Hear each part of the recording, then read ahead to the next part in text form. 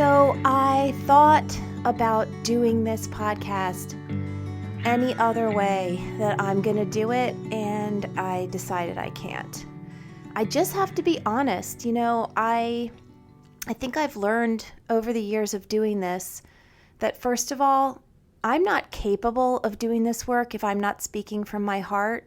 And second of all, every positive feedback I ever get from you guys is because you appreciate that that's the way I am. So it's not always easy to show up as who we are, though, because when who we are is not something that's making us feel good, it's just so hard to be a person that has to be authentic and seen and raw and vulnerable. But today I have to do that because I've had such a bad week. I've had such a bad week because I, first and foremost, as you often hear, am a mother. And when my children suffer, I can't breathe. And, I am usually like all over social media. I'm really, really active on my Instagram page at NJ Sachs. If any of you guys want to come visit me, follow me there. I'm really like, I do a big Instagram story and I do fun stuff with Blue all the time. And I, share with you guys my kids' lives. And I've literally not done anything on social media for days. I've been so down. And the reason I've been down, without getting into too many details, because I do respect the privacy of my children, but without getting into too much detail, my youngest daughter, Charlotte, was supposed to attend a 2-week ballet intensive camp, as it were, even though it's more than a camp. It's a really prestigious thing that she had to audition to get into. She's 11, and she got in, and she was very proud of herself and very excited, and she just had a total breakdown there, and it was like 24 to 48 hours of not being able to eat or sleep, crying, shaking.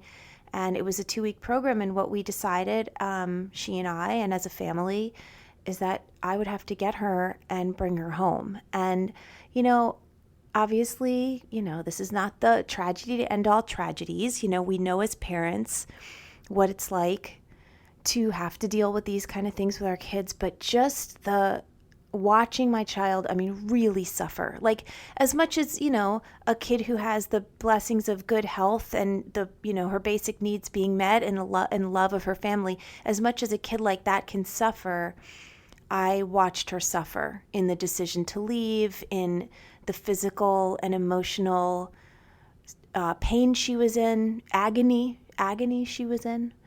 And it just, I feel terrible. I feel sad. And so I guess the only way for me to show up and do the podcast is to show up as I am, which is I feel sad today.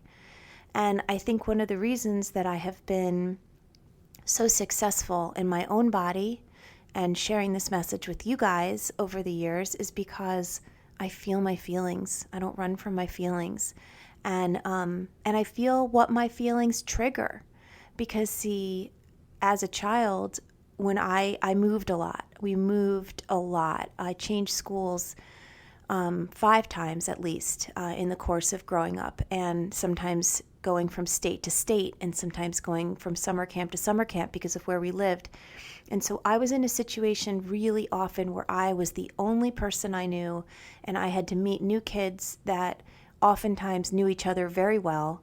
I was mercilessly bullied at least 2 of those occasions, 2 of those changing of schools where it was just like really traumatic. And so I think when my kids suffer like that, and she wasn't bullied or anything, she just felt very alone, and she definitely was creating that reality, which it's not her fault, it's just the way it happened.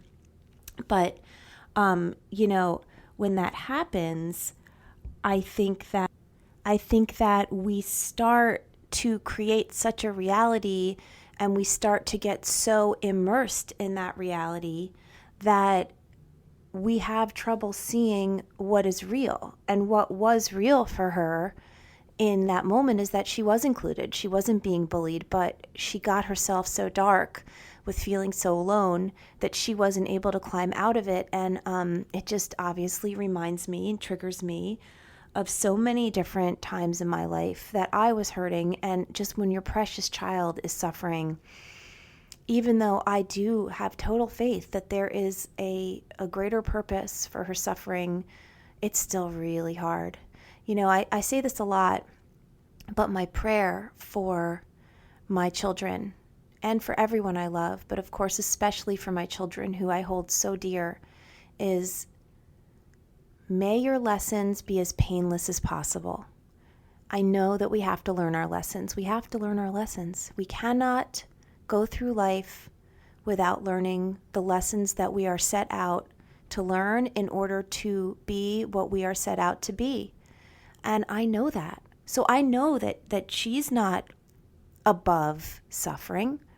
She's not above struggle and having to work things out for herself, but to watch her hurt, it affects me physically. I can feel it in my stomach, and I don't mean like a symptom. I mean something deeper than that, like a hole in my heart, And of course, many of our hearts kind of live in our stomachs when we are struggling with grief and with pain in other people's suffering. So anyway, that's kind of how I'm showing up today. And, I could have put on like a sing-song voice and come out here. But, part of what I want you guys to understand and to know about me is when I put on that sing-song voice, I'm not putting it on. I'm happy.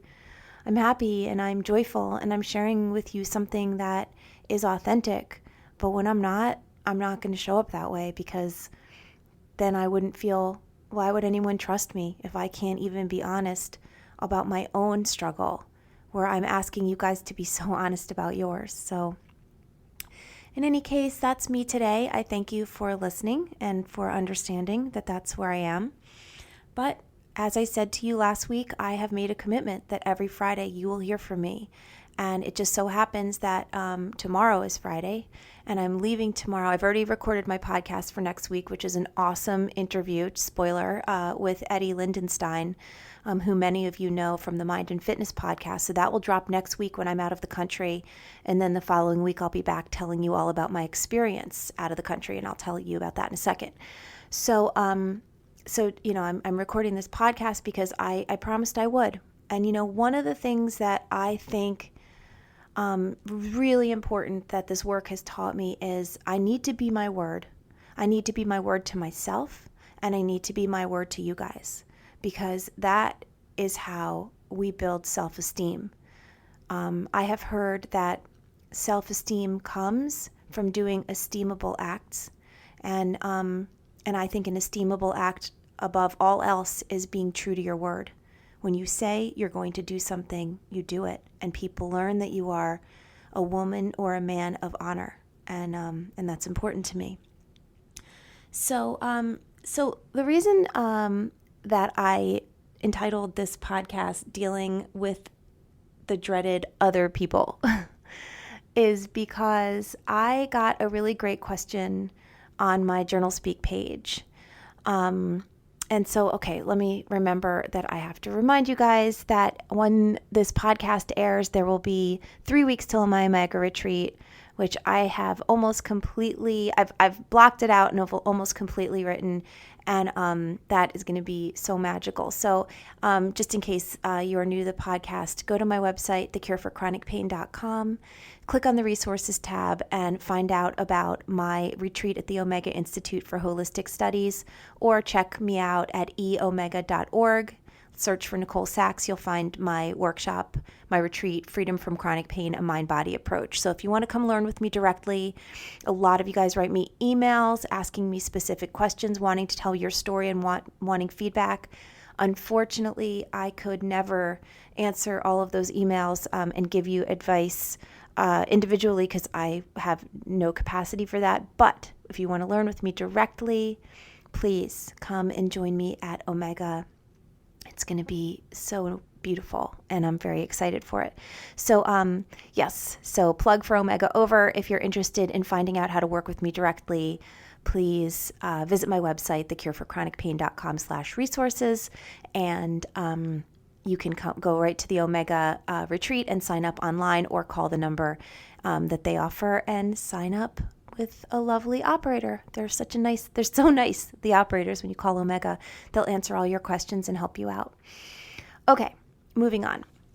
So the reason I wanted to talk about dealing with other people is there was a great question that got a lot of comments on my JournalSpeak page on Facebook, closed group on Facebook, JournalSpeak with me, Nicole Sachs, LCSW. Join us, ask to join, and I will approve you, and you can join our completely closed and private group. And somebody asked the question, does your TMS flare up more when you are around certain people? Is this normal? Is this something that people have experienced, and looking for some feedback? And oh my God, did that hit a nerve, not only with the people on the page commenting, but with me, because I realized that that's actually a really good topic to explore on a podcast. Because what people don't get is that, as we often discuss on this podcast, the brain and the nervous system see your repressed emotions and your emotional struggle and your unexpressed rage and sadness and shame and fear as a greater predator to your survival than your pain. If you have a headache or a stomach ache or a backache or a knee pain or a shoulder pain or a hip pain or fibromyalgia or chronic fatigue syndrome or whatever it is that you are struggling with, the symptoms of your autoimmune disease, if these things are keeping you quiet and in your house and away from people, your nervous system and your brain perceives you as safe. Do you guys get that? When you're lying in your bed with whatever symptom that is plaguing you, your system has decided you're nice and safe. They're going to keep you there. Why? Because other people are very dangerous. Because other people are something we cannot control.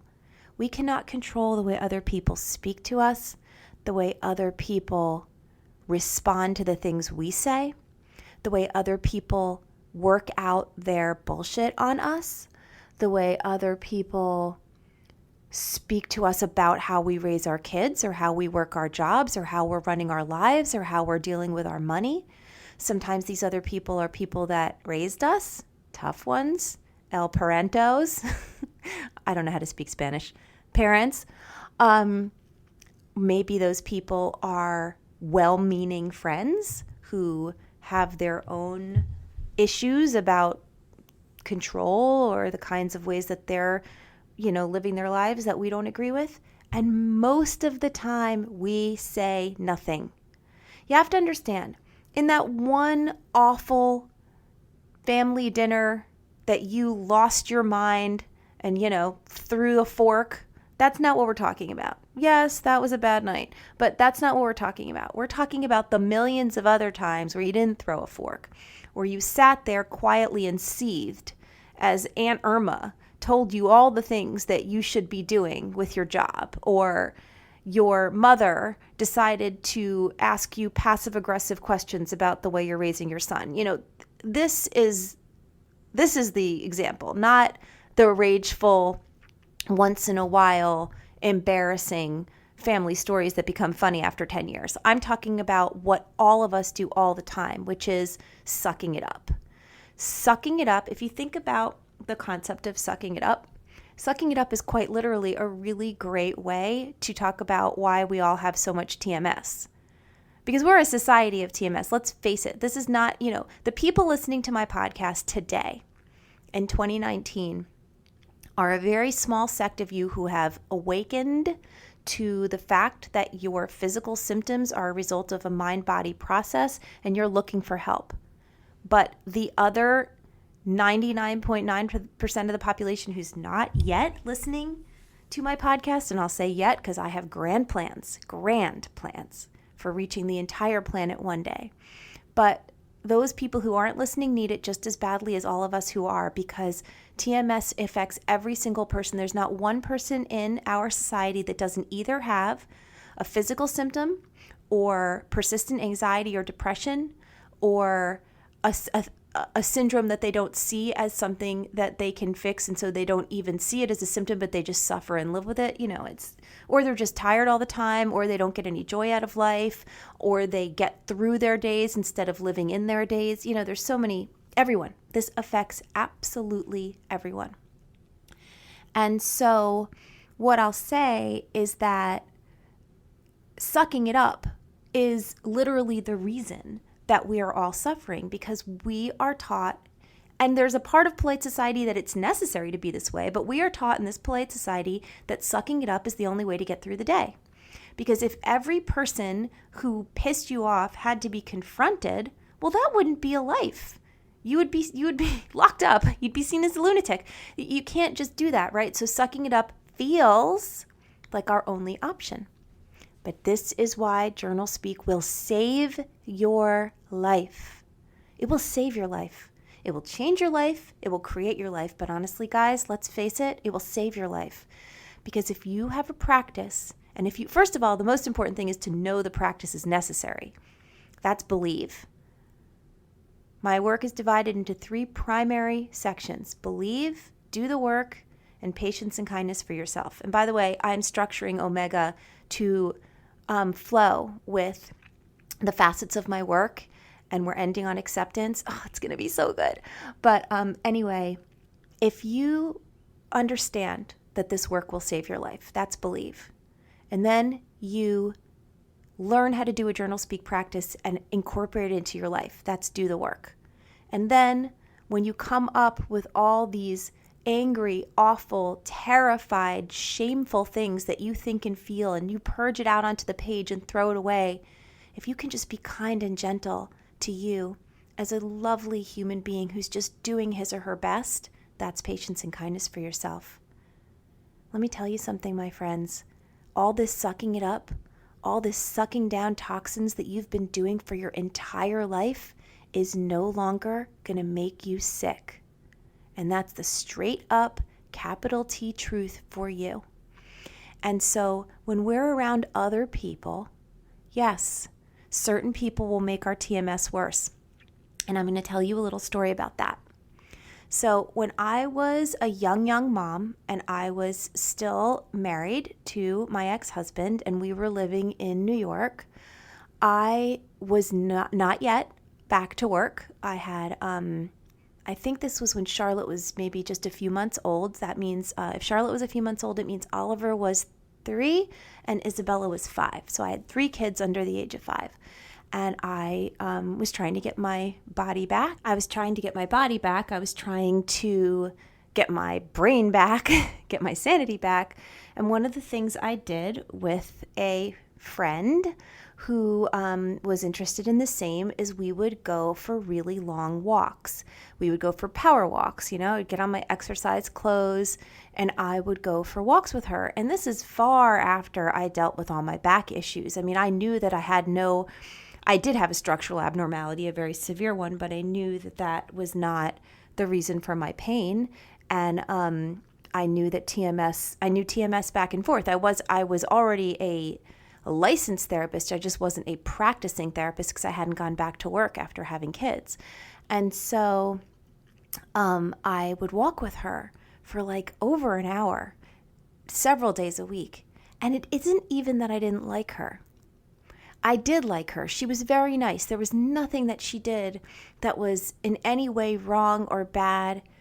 It truly was just what she represented in my own mind. Actually, oddly, it's kind of exactly what Charlotte was doing to herself at her camp, which led her to come home. I created this reality in my mind that this person had more than me, had her life together more than me, was better than me, had a better marriage than me, had a better handle on parenting than me, had more money than me, which was very true. She did have a lot more money than me. But there were, and then money, right? So it wasn't just about her. Money is a huge trigger for me because I grew up with these parents who never had enough, and that's why we moved all the time, because we were just trying to run away from our problems. And so the fact that I had all this misery of bullying and the stuff that came with my childhood was because of money. Money was the root of every, in terms of at least my very simplified understanding as a younger person, money was the root of all my problems in childhood. And so when I would see somebody who had more money than me, I would decide that they were happy and I was not. And that's very primitive thinking, but I'm just being honest. Like, I think that's what the little kid inside of me was thinking. And every time I went for a walk with this woman, my back would kill me. And I was like so irritated by this because she was like, she was a happy walking partner. And I wanted to just avail myself of some company while I did exercise. Because, I know some of you guys out there are athletes and you love to work out. I freaking hate it. I hate working out. I literally hate working out. To this day, I struggle. I'm very active. I'm always running around in terms of life. But in terms of saying I'm going to do exercise for the sake of exercise is an enormous struggle for me. And so I liked it that I had a partner and I didn't want to give up the partner. But every time I walked with her, I was in pain. And the only way to continue that relationship with her was to do a very committed journal speak practice. And I did. And I did, and I did, and I was able, through that lesson of the pain, the invitation the pain gave me was to understand that this was not about Jane. This was about me. And even though she was a trigger for me, because other people serve as a trigger for us, in the end, the healing is ours. The responsibility for the healing is ours, and the power of the healing is ours, right? Like, it's amazing. It's amazing the opportunity we have to heal ourselves because we think the problem is other people. The trigger is other people. The genesis of the energy bounces off other people, but it comes back to us, which gives us the responsibility and it gives us the power. So understand. Similarly to 12-step programs, like Alcoholics Anonymous says, it's not that you can never go where people are drinking. You just need to have a program so that you feel good in spaces where other people are drinking, being you, being sober. This is the same thing. We cannot avoid We cannot avoid going around other people. Going around other people is part of our survival. We are a social survival community. That made no sense. We have to be with each other to survive, guys. We have to be with each other to survive, and being with each other hurts. Why? Because other people make us realize things about ourselves that we don't want to see. And seeing the things we don't want to see about ourselves, about our memories, about our personalities, about our triggers, about our patterns, about our habits, is the way to peace and happiness and comfort and joy. Because what we resist persists. And if we resist looking at ourselves and we allow other people's triggers to go unexcavated, our body has no choice but to protect us. And that protection oftentimes comes in the form of physical pain and symptoms. So think about that. Think about that today. Give that some thought. Learn about Journal Speak. Go to my website. Click on the resources tab. Look at all the things I have listed there of ways to learn about my work. Watch my YouTube videos. So much of it is free. If you want to delve deeper, take my online course. It's called Freedom from Chronic Pain. It's right there on the website. It's linked from the resources page, and it's a whole tab called The Course on my website. I've heard such beautiful things about this course, and all I can do is say thank you, because when I wrote that course, I just poured my heart out into it. Like, I don't even really remember a lot of the stuff I did. Like, I could look back on it, and I do sometimes, but it's really just came so directly from source, so directly from my source, my energy that I've been called upon to just bring healing in whatever way, that the journey that I'm on in life. And I hear that the course totally changes the game for people. People are talking about it a lot on my Journal Speak page. So if you feel like you need some more personal guidance from me, take the course. If you feel like you can manage getting to Omega this summer, July 21st through the 26th, a few weeks away, I would love to help you in person. I just can't wait to put my arms around that whole group. So I hope that I see you then. I hope that you choose to take back your power and create your life with Journal Speak, with this work. It's so magical and it's so possible for you. And if you could do me the great favor, if you are enjoying this podcast, if you like it, if it makes you smile, if it makes you happy, sad, if you feel a little less alone because you know me, just go over to iTunes and rate and review the podcast.